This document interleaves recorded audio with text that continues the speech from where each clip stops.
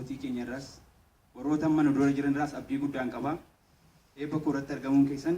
guddaa na gammachiisa. Sana keessaa walaloo tokko isin afeeruun natti tola. Sunis barattoota bakka nu har'a geenye kanaan nu ga'uudhaaf aarsaa nu ta'an san isin yaadanna yoomiyyuu jedhaniin jira. Warri dhugaaf jettanii lubbuu wareegdan har'a amman duune jettuu isin addunyattii kanarraa addunyaa buraa burree isheetti abaaramtuurraa jalliftuu dhugaa namaa gaarorrooftuu kanarraa keessattuu isin warri dhugaadhaaf miidhamtanii haqa ifatti baasuudhaaf warri wareegamtanii yoomiyyuu isin jirtu kan jirtuyyuu isinii barattoota Oromoo qeerroof qarrettii keenya warra nurraa boqoteef takkaan fudhannu beenyaa gumaa jaallan darbanii nus gumaadhaan deeffannaa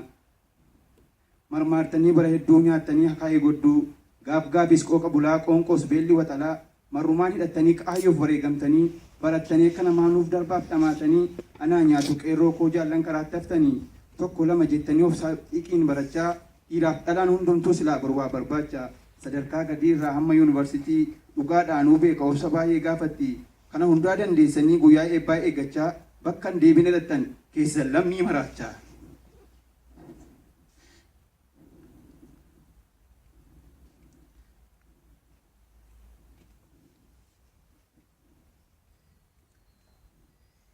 Sadarkaa gadiirraa hamma yuunivarsiitii dhugaadhaanuu beeka obsa baay'ee gaafatti kana hunda dandeessanii guyyaa eebbaa eeggachaa bakka deebine hidhattan keessan lammii maraachaa. Barattoota Oromoo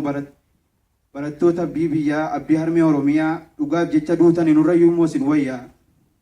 harcaatanii akka baalaa dhiiga keessan dacheen dhugdee yaa barattoota abdii borii jiraachuuf abbaa fidee dhabdee sin nyaatte budaan halagaa mul'ata kee dukkaneessee halagaa garaa dhagaatu guja kee sirkatti dhaamse eessa buutee keessan dhabnee kan bineensaan nyaatamtanii isin yaadanna yoomii woonnee keessaan hin baatanii isin kudhaama keenyadha kudhaama bara jireenyaa bara baraan isin yaadachaa jiraanna hammaree keenya lammiin keessan addunyaarraa bara baraan isin yaadata keenya sireen adda miti tarii kan caalutu nu mudata goota isin goota dhugaa warra diinaaf harka laanne warra dhugaaf jecha du'e warra biyyan gurguranne goota qalamaa moo'ee qawwee dura dhaabbatu duutan qabbana gaarii waaqni isinii falaatu keessan adda jaalalli qabdan biyya yaa qeerransoota sabaa yaa qeerritti Oromiyaa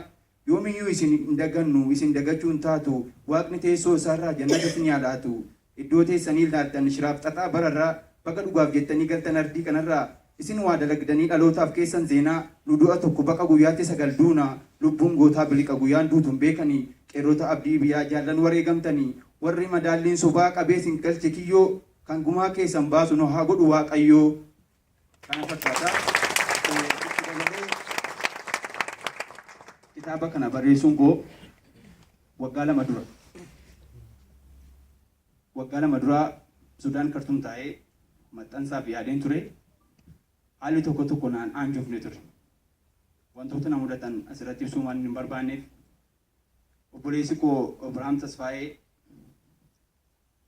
kanaan dura toora hawaasummaa irratti wal beeknaa biyya Sudaan bakka hin jiraadhu dhufee na quunnamee caalaatti wal barree haala kana gaafa na haasofsiisu erga humni koo bu'ee amilee kan na ture kitaaba kana akka maxxanu godhee waltajjii irraa kanatti isin duratti kan na baase Ibiroodha.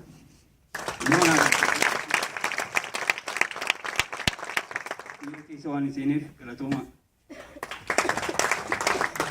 Ibiroodhaa fi badhaasa tokkoon qaba na eegaa.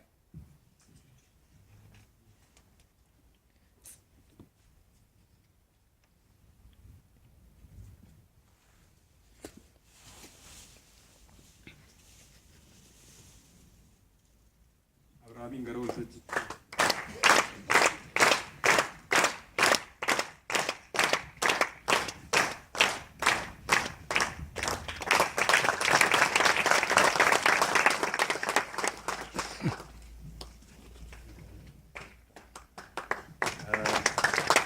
Innoo waan isaan keessa jiran kun